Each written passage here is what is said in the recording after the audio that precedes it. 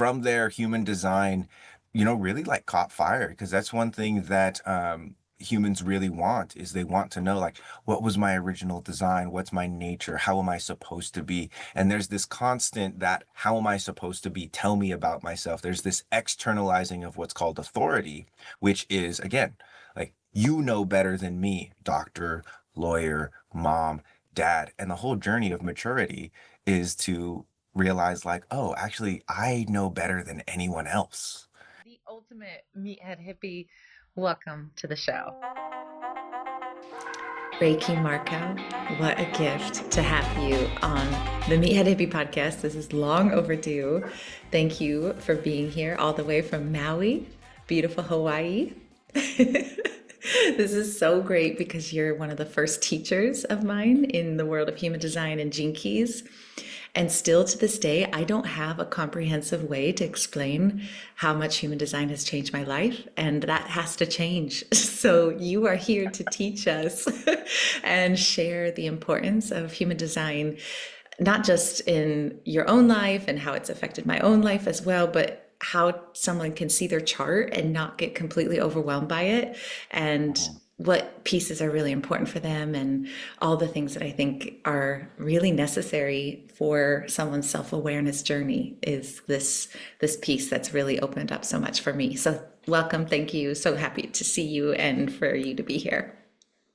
Absolutely. So good to connect with you. It's been a while. And since we've connected, man, there's been so much evolution, not only in my understanding of human design, but like how the reflection actually helps us in life, because it truly is just a reflection or just a shadow, as opposed to like the actual energy that we're talking about, which is living, breathing, and so complex and very hard to describe and pin down, because you can't really, it's like, oh, I've learned this thing, or I'm going to be taught this thing. It's like we're learning, we're teaching. And so it's a very active thing. And so I'm grateful to come into from a place of authority, humble myself, be like, dude, I'm just the most obsessed student. Like, I'm so curious about, like, where does this break? Does it bend or does it break? Because that was my introduction to human design. I was like, this seems pretty woo-woo. Let me see if I can break it.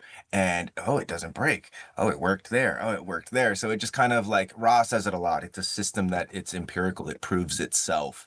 And I've found that to be true. And I've also found a lot more other nooks and crannies in places that you'll love, in terms of like the physiology of the human body and how that relates to human design. And to me, it makes human design very digestible and very sensible, because when you actually start to look at how the human body functions, even though you may not, maybe your listeners may not know everything about the human body, like, we know how to put food in our mouth, our body knows how to digest it and poop it out. So these are things that are automatically happening, that once we tie in the mechanical mysticism of a human design, it's just like, wow, my body is this like amazing thing that I'm so excited to get to learn more about, and treat more like a supercar or a submarine or a plane, rather than what my mom thinks it looks like or what my ex-partner thinks it looks like. So truly, the returning to the self is an endless journey, and it's always this game of hide and seek.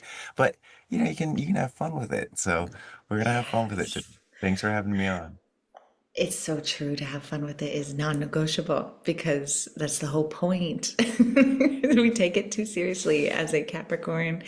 I can speak for all Capricorns and everyone who is maybe like very earthy and grounded and wanting to self-improve. Like, let's just take it a little less seriously and have fun. So, okay, how do we even begin? Let's say, like, from your lens, from your container, what is the way you explain to a beginner what human design is? So I love history. Like, how did this come about? That's one of the first things that I was curious about. And so history, I think, is very important. And there's a rich, deep history. But the new parts of the history is, in the 80s, a man named Robert Krauger was basically possessed by this force that he called the voice, that forced him to take the I Ching, uh, the chakra system, the Kabbalah, and Western astrology, and kind of like Iron Man in the first Iron Man movie, how he like takes like all these different schematics and like lays them out and flattens them out, and then, oh, there's Iron Man. That's what he did with this system. And it took him about 8 days. And when he was done, he had a way of calculating, what we call the body graph. And the body graph was sort of this like modernization synthesis of all of these ancient systems that was ultimately the voice told him, hey, this is supposed to help human beings like free themselves from their mind. Like it's supposed to help them surrender to their forms and the bodies that they're in. Because two things that were really important that the voice did was it made predictions. It was like there's a particle that science hasn't discovered yet, but it will discover, and it does this and that and that. And specifically, it was like it imprints on us, it moves through objects, it doesn't bounce off of stuff like light. And then in the 90s, they found the neutrino. And the other thing was the magnetic monopole, which is sort of this kind of like nucleus or gravitational force, which then science discovered. Oh, magnetic monopoles exist, single pole, things exist, and it's like, oh, great, okay. So this is kind of kooky, but this is also like made some predictions, and now these predictions have been proven by modern science in their own context, but it fits in perfectly with the system. And so from there, human design, really like caught fire because that's one thing that humans really want is they want to know like what was my original design? What's my nature? How am I supposed to be? And there's this constant that how am I supposed to be? Tell me about myself. There's this externalizing of what's called authority, which is again, like you know better than me, doctor, lawyer, mom, dad. And the whole journey of maturity is to realize like, oh, actually, I know better than anyone else, right? And whenever I externalize my authority, and it's not so much giving my power away, more so like I'm just not using my power, the more frustrated we become, the more angry, the more disappointed, the more bitter we can become. And so human design did this wonderful thing where it gave our minds something to sort of like a template, like a starting point to like go off of. And then this sort of opportunity to unravel ourselves based off of like, oh, this is how human design says I should be, and this is how I actually am. And then there's another kind of like disconnect because again, now human design is telling me what I should be rather than me learning for myself who I should be.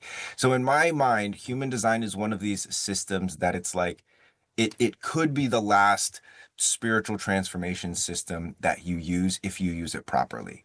If you don't use it properly, Yes. it becomes a psychosis rabbit hole, and you end up in a room of talking heads or people like, oh, I'm a projector and this and this and this and this, and oh, I'm this and this and this and it's like, what are you guys talking about?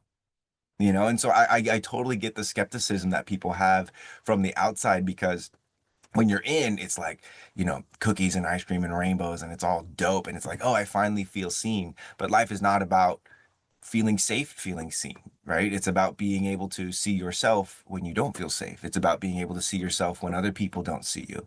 So it's not a language for us to weaponize against other people to get them on our side. It's really a language for us to radically accept ourselves. And then therein lies the kind of different approach because it's not me telling you about yourself. It's me watching how your nervous system responds when I tell you these things about yourself. Like when I do sessions with people, I'll tell them things and I'll watch their eyebrows or like their lips, all these kinds of stuff, because Yes. that's really the starting point, right? That's where we're at. And human design out the gates is super helpful to kind of like crack people open and create a flow of energy. But when it comes to like the nuances beyond strategy and authority, when it comes to the channels and the variables and a lot of the more advanced things that everybody wants to learn after they've just read the basic strategy and authority, they're like, oh, that's too simple. It's like, yeah, that's the point, right? Everyone's looking for something more advanced, more complicated when it's just like, let it open it up you up to the flow of energy and see how the energy moves through the body because that's really helpful. But most people are going after meals that they can't swallow yet, and that's quite literally a thing that they can't swallow that information, so they'll be confused and they'll get sessions after sessions and they still can't swallow it because they don't have the mechanics for it physically and energetically. My gosh. Well, so well said about the authority that we have and in just deep respect of our body's intuition, getting out of our head into the body. Maybe Mhm. we move into a little bit of the mechanics because I feel like I haven't talked about that a lot of how you've seen our mechanics mimic and mirror because it's the same of our own body graph and how some things that we are really fighting with in this physical realm could be related to some of the things that we find in our body graph. Totally. Yeah. And actually, here, I think now would be a good time. Let me share my screen with you.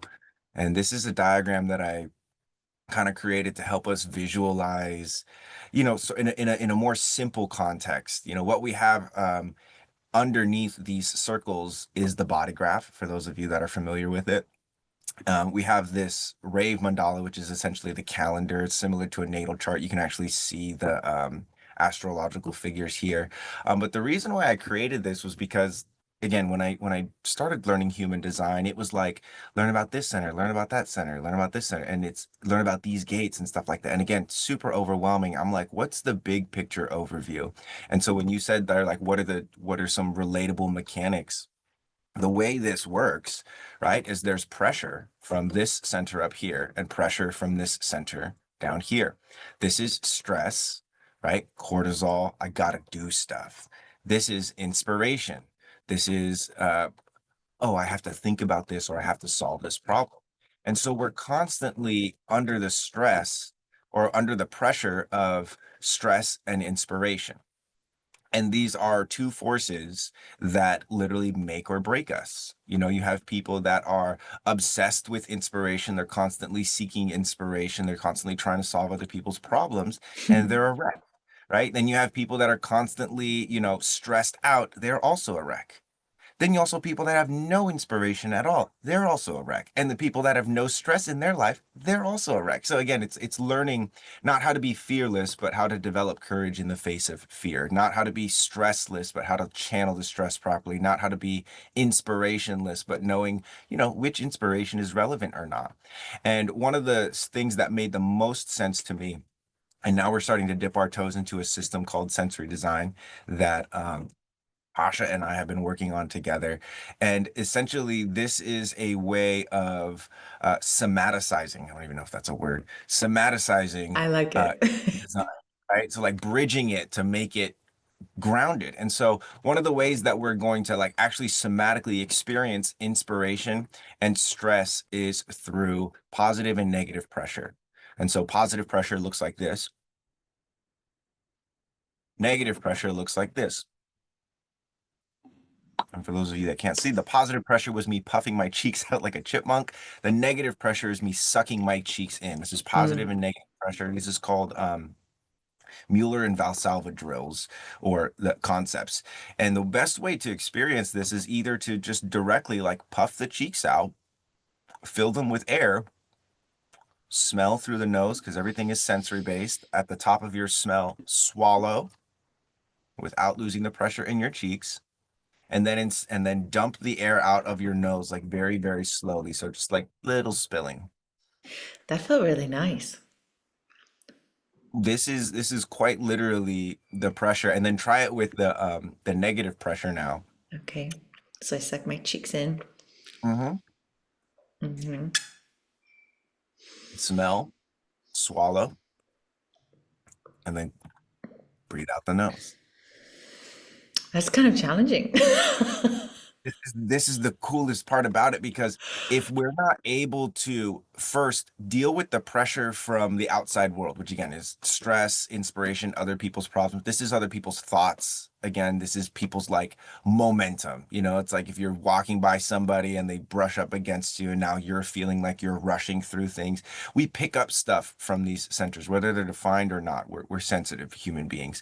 Um, so we pick up stuff if, like, for instance, you're in space or you're underwater and someone wants to come inside and you don't first put them in an airlock, fill the space with oxygen or drain out the water and you just let them into your space, what happens? Oh, all the oxygen gets sucked out of the room, or oh, all the water from outside gets now into the submarine. And so these are our first sort of like chambers in terms of repressurizing ourselves. And so, like, Emily, have you ever done like scuba or diving? Oh, yes. Love. Okay, great. Yes. So another great example, especially with the head, is the concept of repressurizing your ears when you're underwater, right? When you go underwater, the pressure becomes more intense on your ears. And so what you do is you plug your nose, right? And you try to breathe out of that plugged nose and your ears pop. So this is another way to experience that pressure is you plug the nose and you just like push. You just I like try and just shove it in. my last trip to Maui, I just had an experience where I dove deeper than I've ever dove before, Uh-huh. and Uh-huh. it was like my ears for 2 days. I was like, "Woo, I am having pressure recalibration issues." Yep. And that's what you're experiencing there, you know, is it's a, you know, there's no such thing as too deep, but there's definitely such a thing as going too fast, right? I'm gonna stop my share real quick here. There's definitely such a thing as going too fast because when you're, especially when you're descending, right? And even when you're ascending, but when you're descending, if you go too fast and you're not equalizing at regular intervals, and again, it's not like, oh, this many feet, it's like you feel it. You feel like your ears are being invaded. And that's the problem is people don't feel when their thoughts are being invaded. They don't feel when their adrenals or their stress receptors are being invaded and hijacked. And this is where in human design we call it conditioning, which is this sort of way of being. You know, it's like a survival mechanism for most people. It's like, oh, dad's stressed out, so let me deal with the stress that dad has so that I can relax. Oh, mom is thinking about problems, so let me try and solve mom's problems or my partner's problems so that I can have some mental relief. And the reality is, again, most of that is very irrelevant because it's not actually happening for us. We're just watching it happen for someone else. And because we're so used to, again, externalizing authority, we take that on. Or if we think to ourselves, oh, if we're a good person, we're going to help this person. But literally the opposite is true. When there's a baby crying, the baby doesn't want to be like seen and related and cried with. They want someone to hold it down with their a solid nervous system so that they can co-regulate. And so the idea is that, you know, co-regulating with yourself, it really starts with things as simple as like, you know, when people are getting anxious or when they're getting up in their head, take your fingers, plug your nose, and push your thoughts down into your body. Push your own thoughts down into your body, and whatever is going on up here in the head, like push it away for a second. And I physically mean, again, push, and then the opposite, suck in against it. And so the way that we will train this with people again is what we're looking to do is, and kind of like you experienced in Maui, you went deeper than you've ever gone before. That's why your ears were experiencing the repercussions. So what we're looking to do is to access something called tritation, which is this concept around like knowing when enough is enough. And most people's awareness of their threshold is, you know, it's very unbecoming of them. They give up way too soon. They perceive their own effort as a, Yes. they Yes. perceive the high pressure and high heat and high stakes as a threat, so they sabotage themselves, or they again, most of the time they just give up. The idea behind with this maneuver specifically, the sucking and pushing, is to like do it for as long as you can until you get to the point where you're panicking, and then go like a couple seconds longer, like just like micro dose the panic. Micro, especially with the plugging and pulling. That one, if you do that long enough, and we can actually do it long enough, starts to create like a sense of panic. Totally. Oh my God. Like, oh, I'm trying to breathe in, but why am I not? Your lungs are like, what's going on? When are you going to give me the air?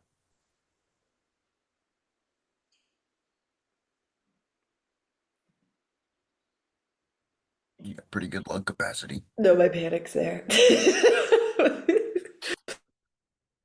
But so is your calm. And that's the key, right? Inspiration can be there, but you also have to have the temperance to know what problems are yours and what problems are coming from a TV show or coming from Yes. the supermarket. And people love to intellectualize this, like, oh, maybe that person had gate 32 and that. And I'm like, before we go there, because the mind loves to just be like, oh yeah, I know at this point. Let's solve it like a Rubik. Before we get there, how do you feel about that? You know, like what's the impact on your physical body? Are you now neurotic as heck driving home, like stirring up problems or, you know, bringing things up from the past that you don't really think about unless you're subject to other people's inspiration and stress.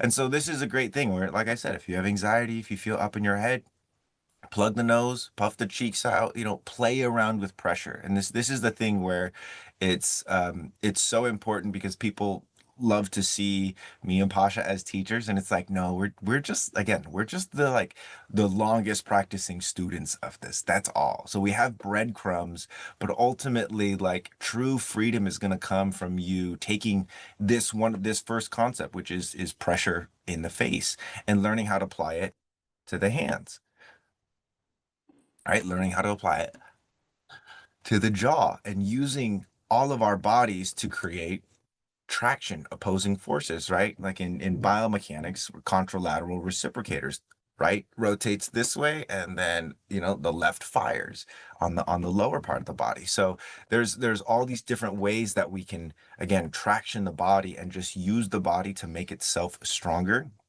And when it comes to human design, again, this concept of pressure, especially in the face, is like so vitally important. Like, you could spend 28 days just doing these exercises and maybe some eye exercises, and that would give you more information about your living, breathing body and your life than, you know, a session where you have an analyst just like rip you apart and tell you everything about your chart. And not that those aren't good, but again, most people can't, they're like, is that good or bad? I get that a lot.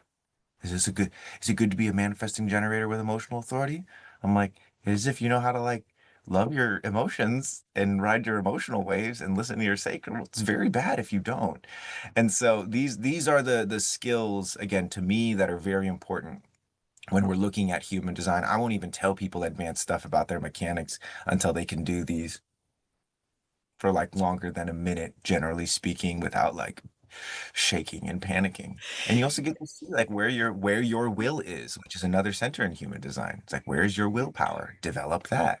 Yes. Okay, so if someone's seeing their body graph, do you feel, and maybe this is me problem solving with my strong logic, Yeah, is yeah. understanding like defined and open. So if the body graph that you have is more open on those two top, or on the bottom on the root, or on the head and ajna, do you even go there with people? It's because we're all conditioned in some way, either through our centers or through the lines.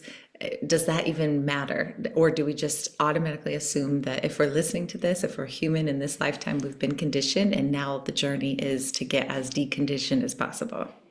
Yeah, 100%. I will go there with people who are not obsessed about learning about it. And in what I mean by that is, like, I want people to crawl before they learn to walk. Because if you skip the crawling stage, much like a lot of people, they skip a lot of stages in development, or they never complete stages in development. Um, that causes a lot of problems down the road. Again, it becomes about, oh, it's because my defined center this. They use it as a bypass rather than an opportunity to, like, take accountability, because their nervous system can't handle the accountability. So in the instance that someone is like not obsessed with it, yeah, I will tell them about it, because it's really cool in a sense of, like, for instance, if you have a couch, right, and there's a bunch of pillows on the couch, people don't sit on the couch. And you might wonder to yourself, why not? It's like, because there's already stuff on the couch. No one's going to come take the stuff off. And so that's the easiest way for me to conceptualize defined and undefined centers. Like, the more defined center is, the more stuff you have on that. The less easy it is for your guests and other people that you would be conditioned by or sample, the less easy it would be for them to come and sit on that couch. Now, it doesn't mean they're not going to. It doesn't mean you're not going to, like, rip the couch apart to make space for them and then have it open and then feel weird and be like, hey, can you sit on my couch and tell me what to do? The undefined centers are typically where people get used to externalizing their authority more. And in the rare occasions, the defined centers typically become places where people will oppress others with their authority. Hey, this is going to satisfy me, so I want you to do this for me. And I'm a fully undefined being, so I see a lot more of the undefined beings externalizing authority and asking for people to tell them, oh, is this good? Is that? And again, that's not a bad thing. It's the usual. It's the norm. It's become Totally. only thing in consideration. And same thing with the defined, people Yeah, that it's like same. they're, yeah, right. Like you're like, I'm telling people what to do. Oh my God, am I being too much? You saying, oh my God, is this actually what you want to do? I don't want you to do this if it's not what you genuinely want to do. That's you being considerate. That's you having a healthy defined center. Me saying, hey, you know what? I really see that this is something you want to do. Let me check in and make sure I actually want to do it. That's me having a considerate, undefined center. And again, it's not something that we're able to do really before centering and finding ourselves. And it's cool because when you do these, right, everyone's like, oh, I want to have better posture. When you do these drills, You automatically look at your posture right away. If you're listening to it, his posture is like perfect. it's not something I have to think about. It's something like the sensation informs me of how to do it. Right? Like if you're doing a pull up and like, ow, oh, what happened? Oh, your scapula pulled off of your rib. Oh, what happened? Things weren't like the flow of energy wasn't going. And so this is another great place for me to bring this visual back here because we started talking about inspiration up at the head and stress down in the body. And these are like, like waterfalls. And they're filling up these rivers, and these rivers are going from stress through the solar plexus, through the sacral, through the spleen, through these centers towards the throat. Inspiration goes through the ajna, through the throat for manifestation. And manifestation in human design is not about law of attraction. It's quite literally the opposite. It's about what you're manifesting into the world, right? Like think Thank of you your for body. saying that. Yeah, that's beautiful. Absolutely. It's I love it too because it's in law of attraction. And again, the mind loves to skip steps. Get me right to like, what do I get when I get there? It's like you're gonna get a lot more from the journey of getting there than you are gonna get from arriving at the destination, first of all. Second of all, um, manifestation, right? It's like the education is another word that is really similar to manifestation. And the term that educo means to lead out. So education means to lead out from within. So true education systems teach people how to manifest. False education systems become the external authority, like Hollywood or like the church or like the school, academia, etc. And they become the authority. True education systems want manifestation. They want your signature. They want your uniqueness. And the only way to really learn how this river moves, again, yes, you can like look at the channels and etc., or you can like physically start to track this energy. Because one of the things that happens when you start to play around with pressure in your face is like, for instance, if you plug your nose and you push, try and push the energy all the way down through your feet, even to the point where you're like your feet are kind of pushing down on the ground. Oh yeah, I feel that. And what happens? Like you push down and then it pushes you back up. And so Yeah. there's this again sensational mechanism that we have that has far more information than the body graph. That if we learn how to tap into it, it's not something we can really explain to others, but it is something we can sense in others. Even if your nervous system is fried, you've been around someone with a more fried nervous system than you, and you can sense that. And even if your nervous system is really robust, like ours are, Emily, you can tell when you're around someone that's been through some crazier stuff than you and is like a Hmm. little bit more calm than you. And it's not to say that these people are better. It's just that they're more experienced in certain ways or less experienced or more developed or less developed. And then that puts us into a very real hierarchy of physicality and survivability. And so this flow of energy, right? We have pressure moving through energy centers, moving through awareness centers, moving through identity centers onto manifestation. Again, it's like it really can be as simple as food going into your mouth, you swallowing it down, it moving through kind of, your esophagus, it landing in your stomach having the right temperature and pH to cook it. Like that's what this is all talking about. Everyone wants to go towards like these energetic gates and stuff like that. But if your pH or the pressure or the heat is off in your stomach, if, stool is not coming out of you the way that you want it to, it's not because one of your gates is imbalanced. It's because there's some kind of sensation in your body that you're ignoring so that you can go talk about human design. So good. No, yes, yes, yes.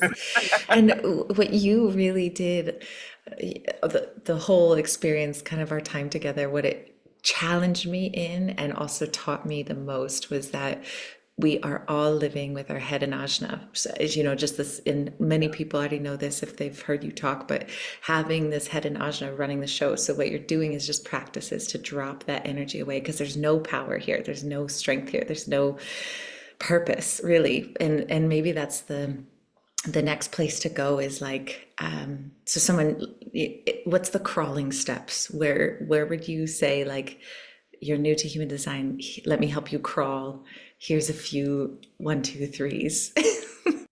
So crawling steps, just like in this isolated instance alone, is first learn how to play, right? Learn how to play with specifically pressure, because that's gonna be the and still remains to this day the greatest teacher for me. So play with pressure in the nose, plug the nose, suck in, Hmm. push out, play with pressure in the cheeks.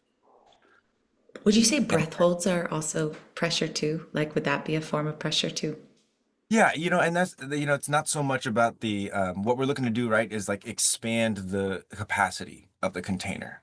So when you're doing the breath holds, you could just fill your breath up and then hold. But then if you put some effort into it, you can actually add more pressure. So it's not enough, again, and a lot of people focus on, like, for instance, inhales and exhales, right? Bigger inhales, bigger exhales. One of the funny things is that if you want bigger inhales, practice bigger exhales. The inhales will just naturally be bigger. Same vice versa as well. But definitely with the practice big exhales, you get bigger inhales. Um, but the focus of like sensory design, and this is like the actual use case of human design that's not just all mental, is first you start playing with pressure, and then you start playing with heat, because you can't play with pressure without playing with heat. And again, you start to learn and start to build tolerance to these things that sort of like make you uncomfortable. And so it's like the first and second step. The second thing would be really to start looking at your channels and the names of your channels, and just really start to see like how your mind responds to that. Like, do you resonate with it? Do you not resonate with it? And the reason why I think it's important is just, and if you don't have channels, like me, that's okay. Look at your sun gate and your earth gate on your design and your personality side. But the reason why this is important is not because it's like, oh, it tells you about yourself, but because it gives you sort of like like in rock climbing, like something to clip onto, to be like, okay, like for me, it's openness is my is gate 22. And so for me, anytime that I'm like up in my head, or I'm in any sort of my dysfunctions, there's this kind of like constant audit going on. And I sort of run it through this like openness. How does this impact openness? Do I feel like I'm being open? Do I feel like I'm being too closed, etc.? And then once and it's like I let my mind get a little bit of a bite in there, and then I go to a lot of the times my eyes, I haven't talked about this too much. The eyes are phenomenal because they're made of the same tissue as the brain. So it's not like they're not connected to your brain. They're the part of your brain that touches the air. And the reset button for the eyes is just up and centered like this. Lateral motion is also really good, like from side to side, but the reset button is up into the center. Which makes sense, like when people get into those REM sleep, one, Yeah, and yeah. then high frequency meditation, gamma waves. Isn't that what happens? Mm-hmm. Dang. And the cool thing about this as well is if you look at it just in context, it's just the opposite of what everybody's already doing. Everyone's looking down at their phone. Everyone's looking at they're focused. And so up and central is kind of like, oh, the images are converging. Like I'm kind of seeing all of this stuff, but I'm not really focused on anything in general.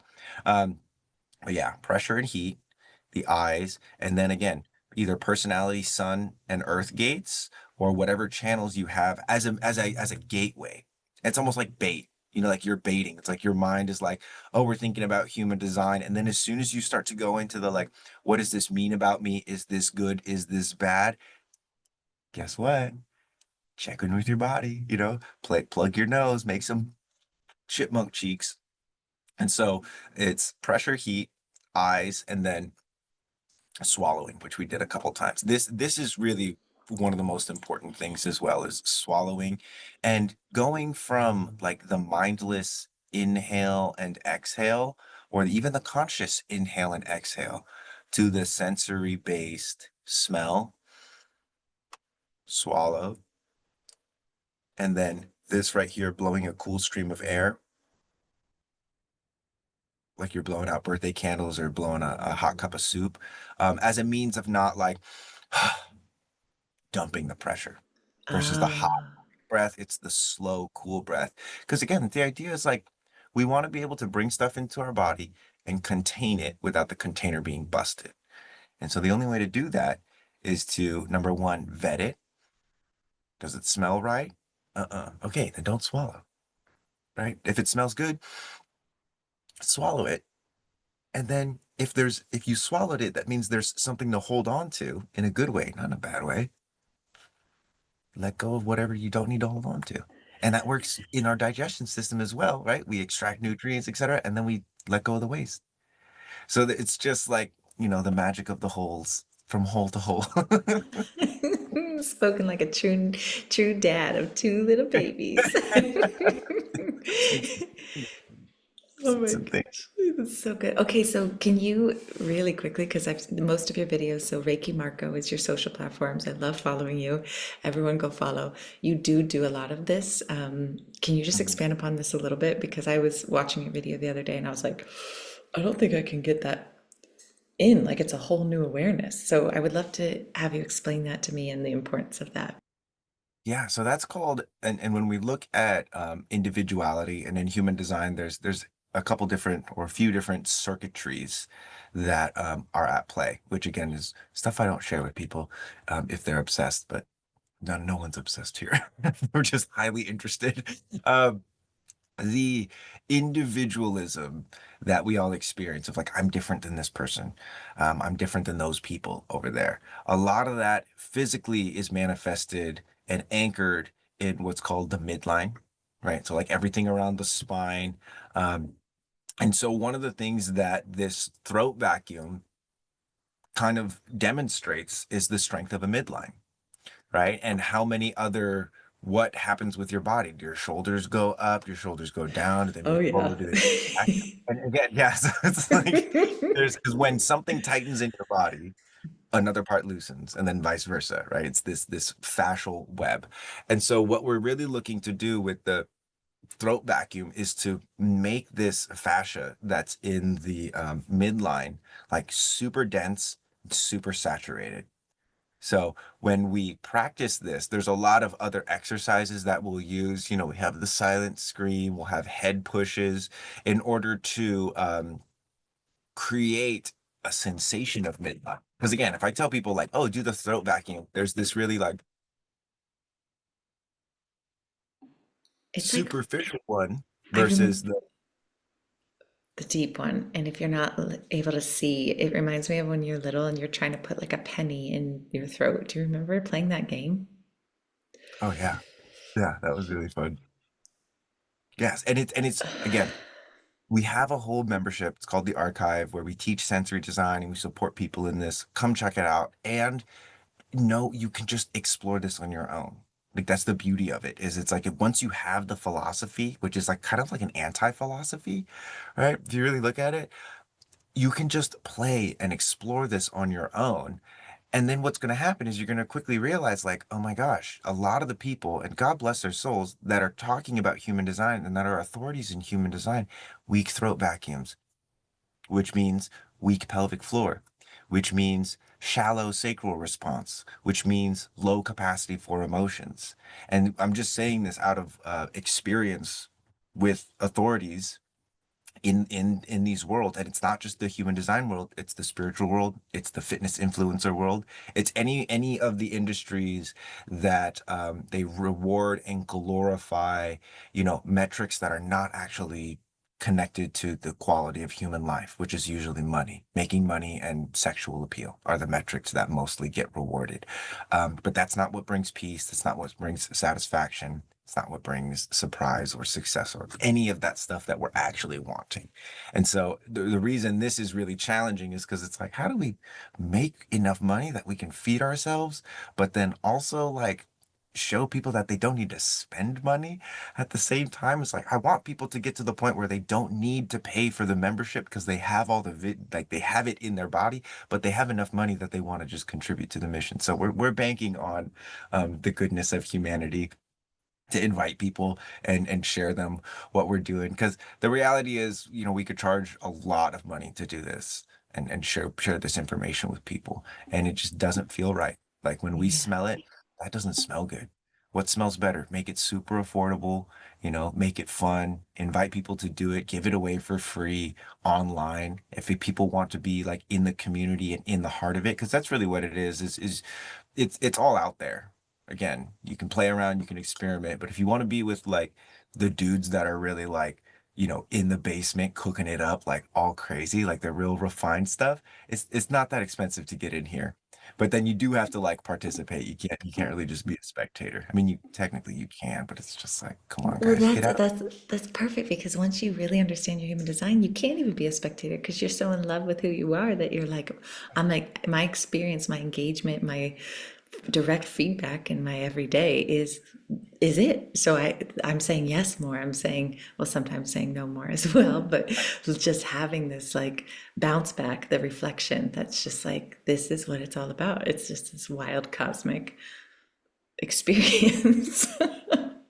It truly is. And it's like, as well, one of the things that's really important to recognize is, it flips the script on trauma and injury, in the sense that, you know, life is traumatic. Like the first thing that ever happens to us is we get squeezed out of our mom's tiny little hole. We hurt our mom. She has to heal for weeks, right? Our head is deformed so that it can be reformed. And then we go through this process of transitioning from an aquatic, peaceful paradise where food is just fed to us straight into our stomach to now we have to breathe and digest food and suck food out of a boob and swallow it. Like we have to, all of the things that again, we teach in sensory design, most of this stuff is like breastfeeding mechanics and baby mechanics. Because this is where we learn. It's like, hey, there's enough milk in the bottle or the boob. There's someone that's going to soothe me when I'm freaking out at night. But then again, at some point we get older and then, you know, we get told like, oh, you shouldn't be afraid of this, rather than, hey, I know this is scary for you, but develop courage. And it's so subtle and tiny, but we're all freaking traumatized out of our eyeballs. And that's a good thing because we have an opportunity to take that trauma and again, develop courage or develop a sense of truth. Rather, because that's what emotions are for. Solar plexus, a lot of people talk about emotions and how do I deal with the solar? Look, I know I can only deal with my emotional waves one wave at a time. And I know, and I've learned how to allow them, but sometimes they're different. And for everybody out there that's like, how do I deal with my emotions? Like the same way you deal with a child, carefully, mindfully, right? With presence. You don't invalidate them. You give them permission to just be there because they are there. And that's what creates truth. But you go from turmoil and you have to have a good nervous system because if your kid is losing it or you're losing it and your nervous system can't handle it, again, that's where, oh, they say comes out sideways, right? The emotions come out sideways. You quit your job prematurely, you leave a relationship prematurely, or okay, what is this? You sit with it and you let it cook you, then you discover the truth. Oh, I need to leave this job. I need to leave this relationship. Because a lot of people they're acting properly on their emotions. You know what I mean?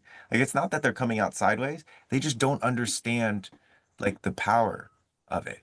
They're leaving in this like fit of rage rather than this like superior clarity of like, I know this is not what I deserve.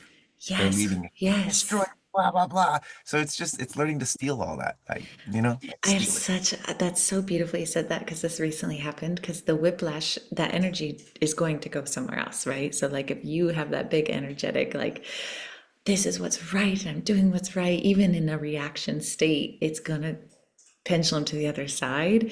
And I've Yeah. noticed that a lot with land and places that are just being inhabited by people, that our own reactions that we think are just us being justified and so strong in what we're doing is actually going to be held in some way with land and trauma that gets perpetuated on areas and land. And I see that also get translated to us too. If it's like a repeated pattern or all of a sudden we have a lot of regret, it's because we moved too quickly without processing the grief or the emotion or the sadness that allowed us to just have deep peace within the decision. So I'm really grateful that you said that. I Yeah. there was a gene key that's really important in my life that's 18. I can't remember which, it's not purpose, and maybe it's life's work is 18. And it's the shadow frequency is victimhood. And then the gift being integrity. And I always think of you and all things archive when I hear the word integrity, because it is the integrity of how something is built, not like I am right and righteous for this. It's how is the integrity? Is it going to stand when the wind comes? Is it going to stand when an earthquake happens? Like, what is the integrity of something? And so, when you said that about injury as well, just because I'm coming off of a pretty intense injury, it's so true is that we have this toolkit to just rebuild our life and readjust instead of playing the victim, which everyone does. Uh-huh. Mm. So lymphatic system is the system that's associated with gate 18, right? Shoo, I love hearing that. Interesting because the lymphatic system, unlike the circulatory system, like there's nothing to pump it. Our movement is the thing that moves the lymphatic fluid through our body. And you said something earlier about like moving too fast. And like that's not even the problem. It's not that people are moving too fast, is that they're moving too fast and they don't know how to move slow. Because when you move slow, then you move slow enough, then eventually it just becomes fast, right? And so the beauty of all of it, right, is like the more you approach life with this sort of like I'm surrendered to what's happening. And this is the one big thing about like when human design was introduced to the world, it was this radical. It wasn't like you're a creator, God, consciousness, starseed being, and you're infinite and you're here to create paradise on earth. It's you're in a body, you have no choice. It was this concept of no choice and that you have to surrender. And it's wild because there's another guy who is very well known. His name's Krishnamurti, and he's this sort of like he's one of these like anti-gurus, kind of like I'm trying to be. But he's just he brings forward this sort of like Fight Club mentality, right? Like I can remember in Fight Club when they get on the bus and he like looks at the Calvin Klein poster and he's like, "Is that what a man's supposed to look like?" And Tyler just laughs and he goes, huh, "Self-improvement is masturbation." He goes, "Now self-destruction," which can totally be taken too far. But it's like again, we're being destroyed every day at every turn. Life just happens. Life is traumatic, and so if we just make that, life will destroy us, and we take the responsibility of not improving ourselves, but literally building ourselves back up from the ashes, it's like that creates a different level of confidence that isn't, it's not doesn't live in your yoga practice. It doesn't live in like it lives in your bones all the time, not on your yoga mat, not in your incense or your medicines or your any of that stuff. It lives in your bones and in your fascia. And so I love that you Beautiful. brought that integrity and perfection, because this is one of the things of like, if something is integral for me, it means that it's on the outside is what you see is on the inside, right? Like they're mirror images of each other. And this is something that I look at when, I'm at the point now, I've been studying human design for like 10 years now, it's about. And I've gone through all the stages that I've talked about where I was more obsessed with my gates and my centers and other people's gates and centers and their composites more than my physical body. And now that I've become more obsessed with my body than all of that. Now I'm able to look back at my body graph and it's a totally different beast. And same thing with my mind. It's a totally different beast. There's so much, excuse me, insight and wisdom that was just like sitting right there that I just couldn't see before because I didn't have anything there as a point of reflection or a like a I'm thinking of in the sense of like, you know, you're yourself, you're looking at a mirror, the reflection is the body graph, right? But if you're not looking at it, then there's nothing to look at, right? Or you can't see yourself. And so that's where, again, human design, and hopefully I haven't talked about it in too negatively of a light, because it really is like the gateway for all of this. But human design really is that opening. And like I said, if you use it right, it's the last transformational system that you'll have to use. And there's going to be more that pop up in the day. And there's already like so many different, gene keys, quantum human design, cosmic human design, where people are using sidereal calculations for the charts, which again, it's like head and ajna nonsense, my guys. Like sensory design is a branch of human design, but really it's a branch in the same way that's like, soccer is a derivative of that like Aztec game where they would like, kick the ball through the hoops and then the winning team would be sacrificed because it's a great honor type stuff. It's one of those. It's like we're not inventing anything new here. We're just discovering the deeper roots of like, how does this actually get applied to us in our human body? It's like, oh no, it can't be that simple. Just spend 15 minutes a day, sucking and blowing yourself. Very much so. And that's just the beginning. Again, it's like once you learn how to like play around with that, then you start to learn, like, for instance, here's a really good one I want to show you. You'll love this one. So take a Okay. big deep breath, let your Okay. lungs and ribs expand. Exhale, push all the air out, let your ribs get small. Use your arms, push on your ribs like this. Now inhale again. Don't let your ribs expand. Let your lungs go inward and pressurize your heart. And then swallow. Cool stream of air. Now another inhale. Pressurize your heart more. Swallow. Cool stream of air. All right, relax.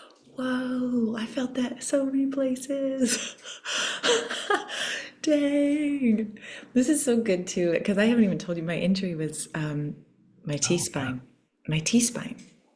So Oh, it's of like course. lung, heart, lung, heart, lung, heart, breath.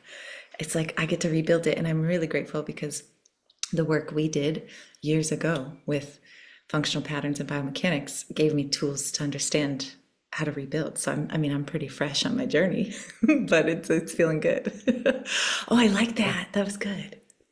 doesn't matter how fresh you are, right? It's like that's the thing about children is Yeah. they're super fresh, but they're more alive than a lot of adults. Even though the Mm. adults have had years and years and years and years of practice, they've been practicing the wrong things for themselves, at least. They've been practicing how their dad shows them how to live, which is just his practice of how his dad lived, which is just, you know what I mean? And so Yes, it's and it's our job to just break the pattern and come back to ourselves. Okay, yeah. then maybe you'll hate this question after all the things you've said, but this is my biggest inquiry. Well, one, I wanted to share that I was always, of course, in that same thing where like human design, this is the way I am. And one of the things I kept coming to you in your DMs, I was like, if I'm fully defined, I think it's like preventing me from channeling or receiving things because I'm not as open. And, that was my way of like going down this rabbit hole in a negative way of like what just is. And so this could be another way that that's happening, but I Yeah. still want to understand the Godhead a little bit more because Oh, I can't quite understand, and maybe there is no answer to this, but mhm. if we're not consciously aware of our own design, we have this thing called the Godhead that each person has in our chart that you could find through human design and chart creation, that a God, I mean, gosh, I should just let you explain it. But what I'm curious about is oh, thank you. Yes. Okay. Will Yeah. you explain this? Yes. Okay, so this goes back to the birth process. So according to human design, the way that we are born is that our father will contribute through the sperm to our mother what's called a design crystal. No, what's called a design crystal. This design crystal basically has the imprint for our bodies. And the if you look on the left side of your body graph, the red stuff, the design, this is the imprint of that design crystal. Now, that design crystal is then going to sort of like in the egg, kind of start to rotate or like vortex around the magnetic monopole, which is this sort of like driving force. Essentially, it's like the soul. That over time will build out your body. And then when you're born, the personality crystal will formulate. Now, when we say crystal, we're not talking about like quartz crystals. We're talking about something that refracts light, something that can receive energy, something that can translate energy. And so when I'm talking about crystals, again, it's like you think about subatomic particles. These crystals are programmed, their geometries are programmed based off of neutrinos, which for those people that don't know, neutrinos are a particle that is created in suns and stars primarily through like nuclear reactions. And they are these very unique particles that move through us. They don't bounce off us like light photons. They move through us. And there's like trillions moving through like the back of your thumbnail right now, every second. And they have the ability to alter physical like atoms, add an electron, take away an electron, etc. And so the Godheads come in as this sort of personality crystal. And so if you look at your personality, you look at the top placement there, that's going to be your sun placement. For me, it's gate 22. Then you come over to this Godhead wheel and you find your placement. Mine 22 is right here.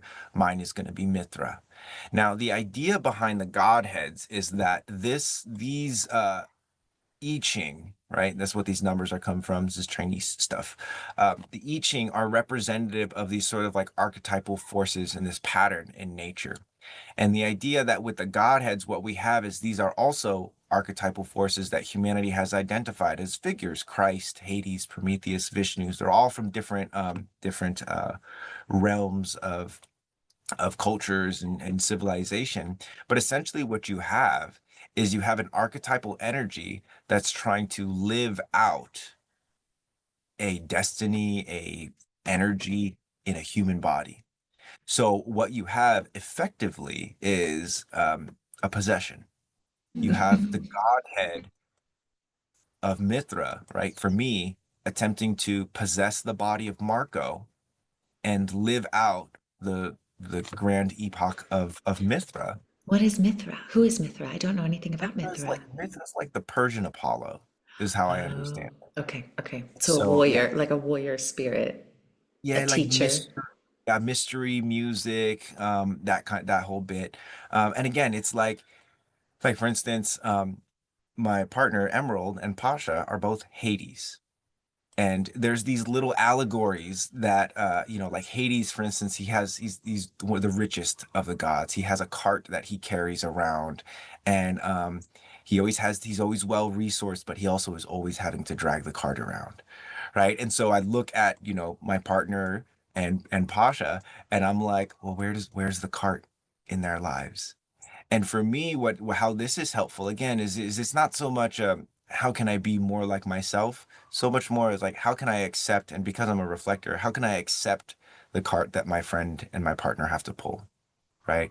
For myself, it's very much so about like song and mystery. So it's like how can I accept the mystery, right? Because on some level, the very personification of a godlike energy is it's not an insult, but it's like we're imposing our beliefs and motives and human desires onto these forces with infinite powers. It's like if you were to ask an ant, like, "Hey, ant, what does God look like to you?" The ant is like, a giant golden ant with like giant teeth and wings, and he's massive. He's the size of an apple, and we're just like, Like they can't conceptualize like a human being with the ability to do arithmetic and all this stuff. So I kind of see that as like a break here in in the awareness of what we can conceptualize the gods to be. So again, it's not that it's a bad distraction. In my opinion, it's a beautiful distraction, but it is a distraction that's really meant to highlight again, where are we living out through the mind, where we could be surrendering to the body. Because again, and not to say that we can fully be surrendered, I don't know if that's ever going to happen, but I've gone pretty far off the deep end of surrendering. And again, when you revisit the mind after you're actually embodied, like, like you can smell your gut biome, and every time you breathe in, your butthole also breathes in. Like your pressure systems have been recalibrated. Your Wiimote is like calibrated. Once it's recalibrated, the mind is awesome, you know? Right? Again, we write songs about it. Then this stuff becomes less of this like, I need to find my destiny, and more like a um, oh, this is a fun thing. So that's Yes, that's what I have to say about the Godheads. that's beautiful. Well, I'm mainly saying it because I am like 1 minute away from a Hindu temple, and my godhead is Vishnu. And I keep ending myself up at these amazing Hindu temples. Like I went in Cambodia, Angkor Wat, all this Vishnu energy. And then I found out, oh my God, this is my godhead. Am I just letting this come through because I'm, not allowing my own strategy to be expressed, or is this just going to be the reflection that's mirrored in my life and a theme in my life? And maybe there's not like an actual answer, but that was my inquiry, and where it was coming from is how much Vishnu has been coming up. So an awareness of, yeah, making sure I'm in my own body. Okay. Well, the beautiful thing about it, right, is like the way by knowing what's not the way. Yeah. And it's like the mind, like there's only 16 Godheads, right? Like we have to share Godheads, these fractalized energies, because these crystals are like, again, they're like fractals of that particular Godhead that are going to have an infinite combination of different design crystals, different conditionings, different life experiences, different birth experiences. And so when they say life is like a snowflake, like there's so many different monkeys in the world, but they are all uniquely, right, experiencing life. And so in terms of like what happens after, because I don't know if you're interested in this, but like what happens after we die, human design has some really interesting things that's not talked about because everyone's focused on living the right way. But if you don't die the right way, none of it matters. The idea is that the personality crystal wants to get back to the source. And so the way that it gets back to the source though is by when the body is dead, it's left on the earth face up for at least 3 days. This is called a bardo in historical context. And if you were important, you got a bardo. The Pope gets a bardo. The Pharaoh, the king, they get a bardo. Why? Because that's how you get to the afterlife. Every experience of ghosts, gods, demons, angels, and this is kind of like deflating for a lot of people that, love aliens, including myself. Um, Everything that is like that, ghosts, angels, entities, and stuff, according to human design, is actually just personality crystals that never got the bardo, that never fully left the body, and they're just like kind of hovering in the atmosphere in these sort of like rogue bundles. And sometimes people will reincarnate with like elements of those rogue bundles. And, again, hopefully we're moving to a society where a culture starts to emerge where the birth portal and the death portal are treated with more reverence than, they are now. I'll just say Yes, that. yes. Because that's so important to Hmm. get the personality crystal back to the source so that it doesn't just become this like rogue energy running rampant on earth, or the cycle of reincarnation, because again these themes are like present in a lot of old cultures, but with the modern tools and science and observation, right, like there's a little bit of weight that leaves the body after it dies. They've actually like measured this, and it's like, what's that about? Is that the crystal? What else could it be? I don't know. You make up your own mind. That's what I'm gonna believe because that's cool as fuck to me. Totally. Yeah. Yes. So write it in your will. Get a bardo. Protect, protect your body for a couple days. 3 days. Uh, 3 days exactly. There you go. A few days, and then Then after that, then you do whatever you want with it. Burn it, put it in the ground, um, I want to be a ex willow tree. yeah, like, put a tree on top of you. Like Yeah. again, there's so many ways to like live forever, and none of them are more glorious than like being able to like not be there but still be there. Mm. Mm. God, really. Reiki Marco, you're such a fun gift to the world. Thank you for all you do. And Reiki Marco, ReikiMarco.com, the archive, and all things sucking and blowing. It's perfect. It's perfect. I'm so glad for these tools and for you and what you're doing. And I can't wait to come back to Maui very soon. Well, wonderful. Looking forward to having you. This has been so much fun, especially for me as a reflector to be able to connect with a female, fully defined human being feels very cool. My best friend Luke is fully defined, and it's just like yin and yang, and it's such a different flavor, but it's still reminiscent and very how you say swallowable. Yes. Thank you, Marco. We will talk so soon. Thank you, everyone, for listening and have such a beautiful, beautiful day.